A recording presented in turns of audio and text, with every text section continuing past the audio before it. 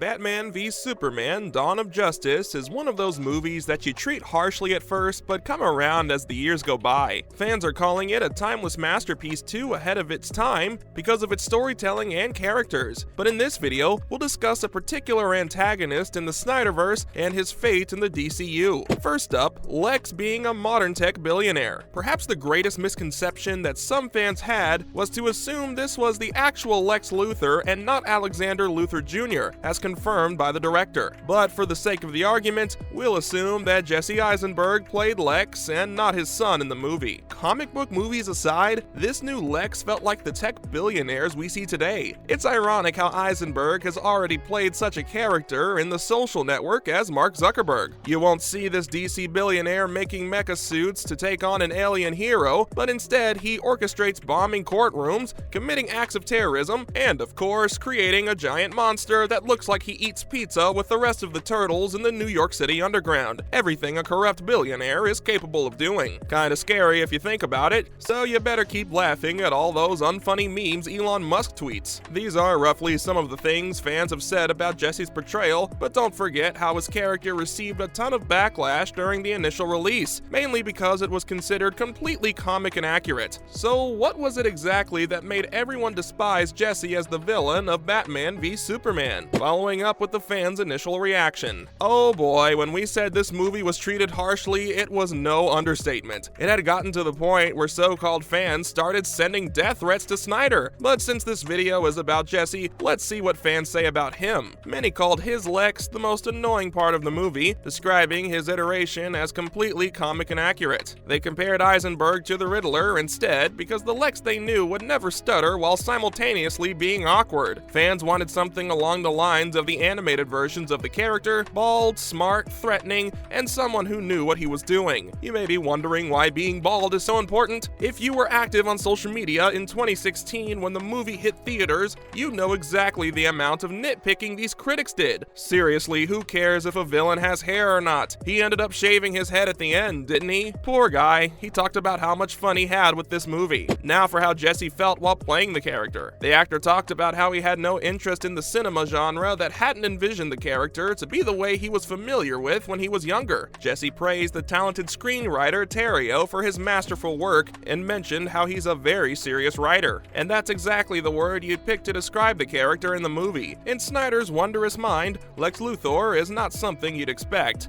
The man has a vision only the Green Lantern Corps can see because it's literally out of this world. Unfortunately, those lanterns couldn't make their debut in his official trilogy due to one of the many disagreements he had with the studios. Eisenberg isn't ashamed of his role and will gladly tell his children about it because he had a wonderful time shooting the movie, something many actors under Snyder's leadership have said in numerous interviews. And yes, the 39-year-old who looks 20 does have a kid. He's been happily married to Anna Strout since 2017. Someone asked the man about his skincare routine. Throughout the months following the release, Jesse was met with a stampede of angry fans and even said he didn't realize he did such a bad job in the movie. He was constantly compared to other iterations of the character and how the previous actors did miles better than the so-called discount Riddler. Let's talk about the actors before Jesse. The most popular version of Lex is Kevin Spacey in Superman Returns. In this 2006 film, Brandon Routh, who portrays Ray Palmer in the Arrowverse on the CW, plays the titular character. Spacey was a threatening antagonist who worked his way to bring harm to Kal-El by threatening Lois Lane. Jason White, who was assumingly the child of Clark and Lois, was caught up in this too, but that didn't stop Luthor from getting a little kid involved in his weird plans, meaning Spacey was probably method acting during the shooting of this film. John Cryer was an unexpected addition to the mantle where he played the villain in the CW show Supergirl. Though his face wasn't completely hair-free, he still did a decent job with the character.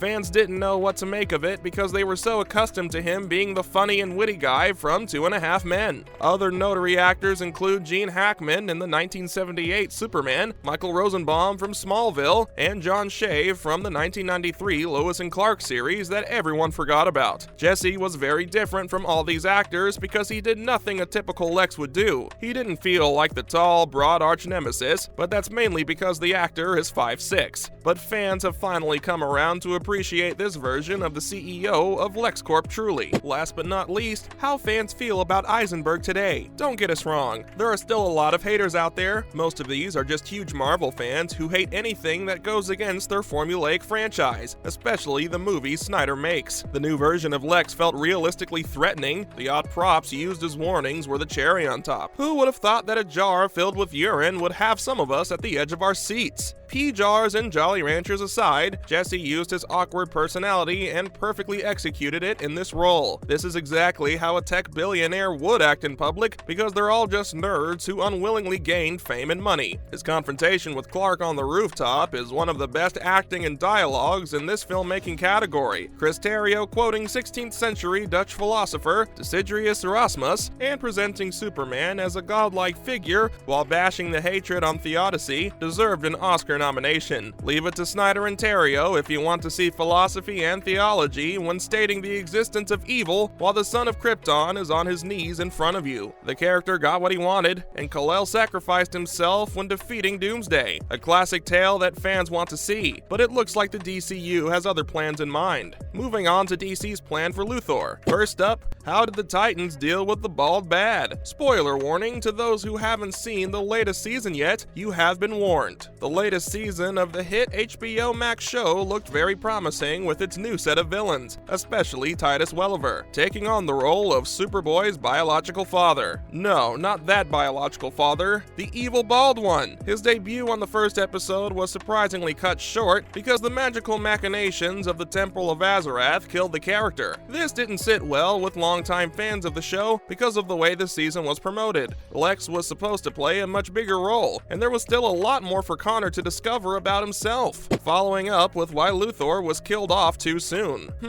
Shock value? No, but the reason Luthor was used for less than 40 minutes in Titans was probably because of restrictions laid down by the higher-ups at DC, limiting how much this character could be used. John Cryer is out of the picture now that Supergirl has ended, and Welliver is the only actor to play the role since then. This means that the DCU, a much better acronym to use than DCEU, has big plans for the LexCorp CEO. And no, this doesn't mean he'll appear on the small screen in one of the ongoing TV shows. We're inching closer to seeing his return to the big screen. Lastly, what could this mean for Lex's future? Henry Cavill is confirmed to be returning as Superman after his post-credit cameo in Black Adam, which drove fans into a frenzy. New co-presidents Peter Safran and James Gunn, along with the CEO of Warner Bros. Discovery, David Zaslav, are all interested in cooking up a sequel to Man of Steel. After almost a decade, we're finally getting that sequel. Luthor will play a big role in the upcoming films, and though zero details of the movie are given, there is a slight possibility for Eisenberg to return. Now that fans adore his portrayal, he'll be welcomed with open arms. That is, if the actor who was bullied would be interested in the first place. And that's all for this video. Let us know how you feel about Jesse Eisenberg's acting on BVS. Leave a like and hit that subscribe button to see more of our content, and we'll see you in the next one.